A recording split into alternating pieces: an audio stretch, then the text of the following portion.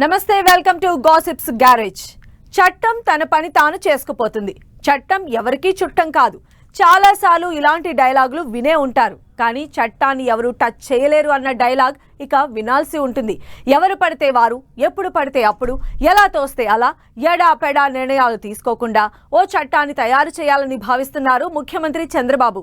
గత 5 ఏళ్లలో నలిగిపోయి అత్యంత వివాదాస్పదంగా మారి భూములిచ్చిన రైతులను ముప్పుతిప్పలు పెట్టిన రాజధాని అంశానికి శాశ్వత పరిష్కారం చూపాలని నిర్ణయించారు సీఎం చంద్రబాబు. ఇకపై రాజధానిపై మారిపోతుందనే భయం లేకుండా పకడ్బందీగా అమరావతి చట్టం తయారు చేయాలని నిర్ణయించారు సీఎం చంద్రబాబు. అమరావతి చట్టం ఎలా ఉంటుంది? చంద్రబాబు ప్లాన్ ఎలా ఉంది?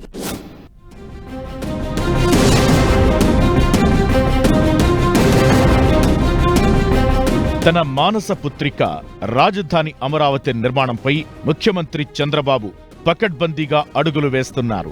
గత ప్రభుత్వ తీరుతో దెబ్బతిన్న రాజధాని అమరావతికి భవిష్యత్లోనూ ఎలాంటి ముప్పు వాటిల్లకుండా పక్కాగా స్కెచ్ వేస్తోంది చంద్రబాబు ప్రభుత్వం.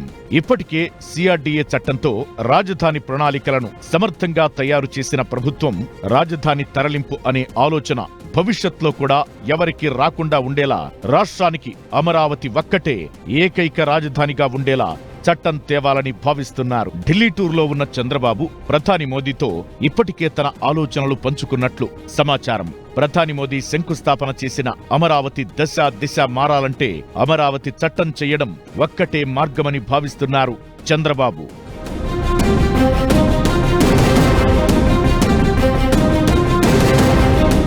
సీఎం ఢిల్లీ టూర్ వెళ్లే ముందు అమరావతి రాజధానిపై శ్వేతపత్రం విడుదల చేసిన విషయం తెలిసిందే. ఆ సందర్భంలోనే గత ప్రభుత్వం అనుసరించిన విధానాలపై తీవ్ర విమర్శలు చేసిన చంద్రబాబు రాజధాని చట్టంపై తన ప్లాన్ వివరించారు. దేశంలో అమరావతి లాంటి రాజధానిని కదపాలని గత ప్రభుత్వంలోనే మాత్రమే తొలిసారిగా జరిగిందని వివరించిన బాబు, భవిష్యత్తులో ఎవరైనా రాజధానిని కదపడానికి వీల్లేకుండా దేశంలోనే రాజధానుల కోసం ప్రత్యేక చట్టం చేయాల్సిన అవసరముందని అభిప్రాయపడ్డారు. సీఎం చంద్రబాబు ఈ వ్యాఖ్యలతో రాజధాని కోసం పకడ్బందీ స్కెచ్ రెడీ అవుతున్నట్లు స్పష్టమవుతోంది. కేవలం ఏపీకి మాత్రమే కాదు, దేశంలో ఇతర రాష్ట్రాల్లోనూ ఇలాంటి ప్రయత్నాలు జరగకూడదని, అమరావతి రాజధాని వివాదం ఒక గుణపాఠంగా మారిందని భావిస్తున్నారు చంద్రబాబు. అమరావతి రాజధాని శాశ్వతంగా అక్కడే ఉండేలా ప్రత్యేక చట్టం చెయ్యడం ఒక్కటే ఈ సమస్యకు పరిష్కారమనే నిర్ణయానికొచ్చారు చంద్రబాబు. అమరావతిని ఎన్ని తరాలు గడిచినా ఎక్కడికి తరలించకుండా ఉండేలా చర్యలు తీసుకుంటేనే పెట్టుబడిదారులు వస్తారని, రాష్ట్రం బాగుపడుతుందని భావిస్తున్నారు సీఎం.